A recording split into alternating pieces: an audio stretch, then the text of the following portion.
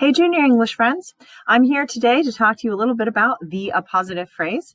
I am meeting with you here in this video because you could not come to our Google Meet. I want to encourage you strongly to reach out to me personally if this material seems all confusing, because I can help you out. It's definitely the kind of topic that's a little bit easier when I have some feedback from the person who's learning it as to whether or not they're with me or not. But I'm going to go ahead and go over this kind of quickly, feedback free, so feel free to reach out. The first thing you're going to need is to go grab your book.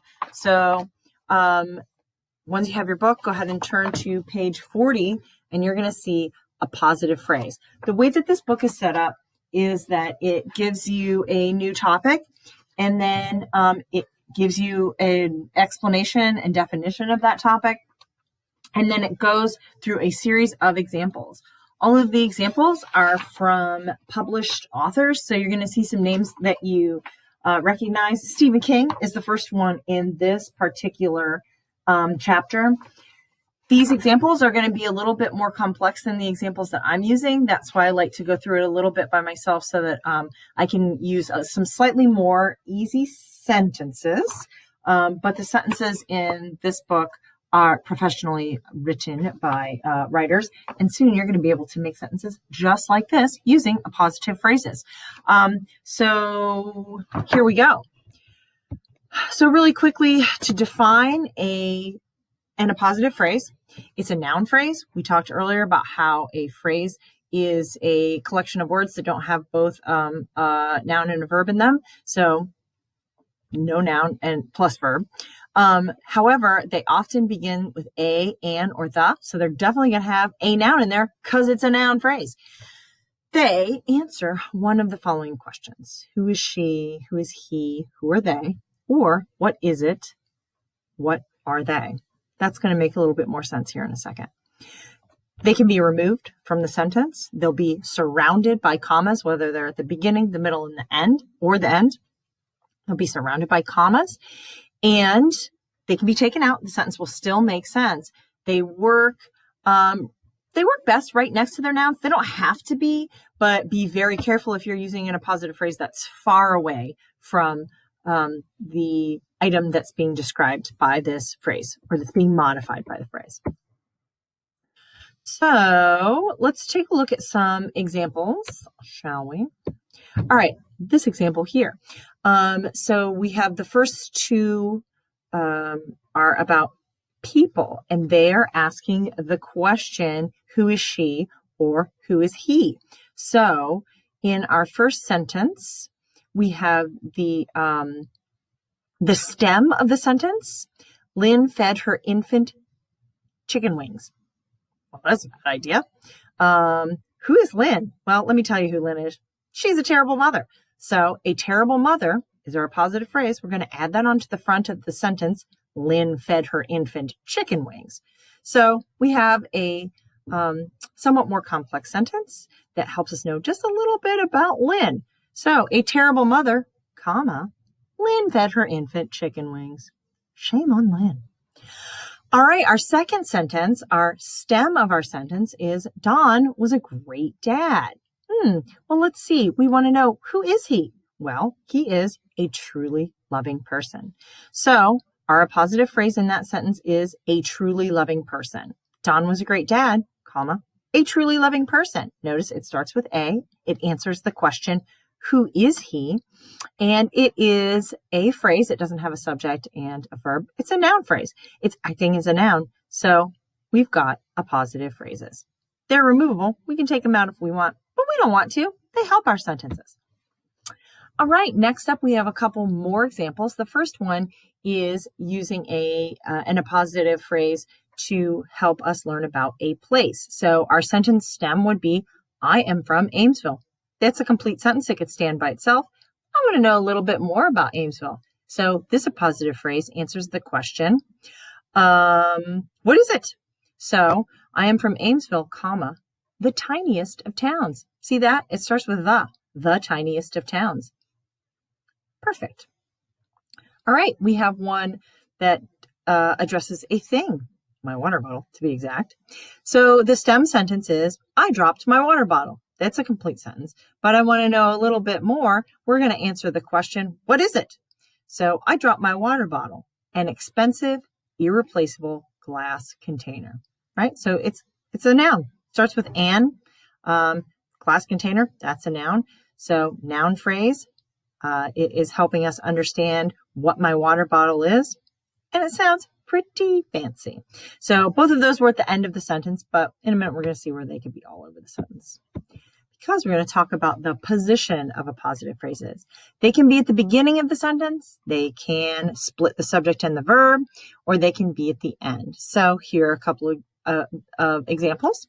First, it could be at the beginning. A rather quiet noise, the ticking kept me up all night. I hate the sound of a ticking clock. Drives me nuts, even though it's a rather quiet noise. Here we have one in the middle. Tony, a dangerous mafia member, collects teddy bears. Hey, we could take a dangerous mafia member out of that sentence, but we wouldn't really know who Tony was. If we just heard Tony collects teddy bears, that's a complete sentence, but we get a totally different picture than Tony, a dangerous mafia member, collects teddy bears. So appositive phrases really do help our sentences.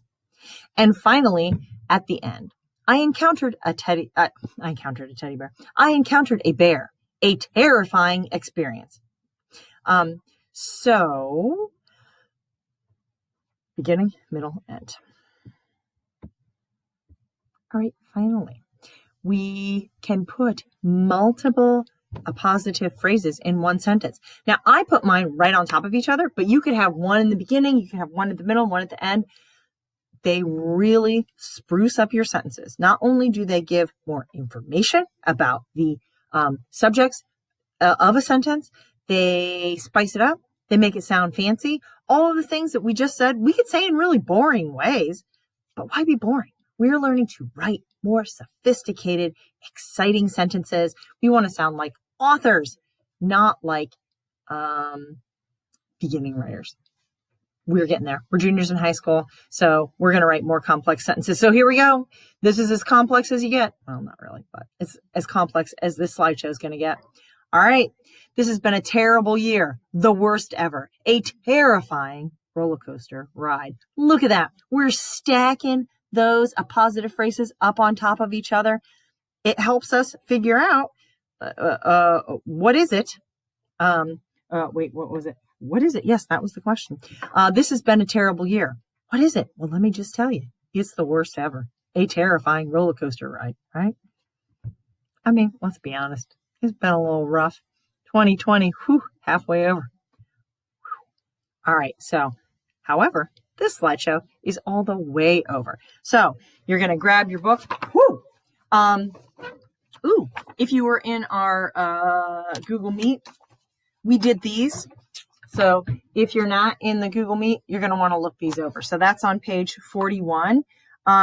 You can just match them together on your own. We did them at the front of the classroom. It's kind of hard to do in this format. So you'll see that there are sentences that you can add in a positive phrase to. So, hey, go ahead and do that on your own.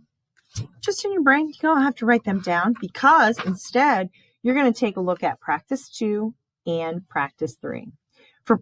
For practice 2, you're going to use this model right here. See, it says model. This model sentence right here, you're going to take these bits of a sentence here and you're going to put them into a sentence that's like this. Everybody always thinks this one's really confusing, but it's really not. You just got to put the parts together. The proprietor, let's see. Where can I find something that looks like that? Oh, the model. Yeah. That's a piece of a sentence that sounds just like that. You're going to piece together your very own sentence based on this sentence by John Steinbeck in The Grapes of Wrath. You're going to read that book next year. Sweet. All right. Then you're going to do the combining to imitate. And everybody thinks that one's easier. So you're going to take these sentences here.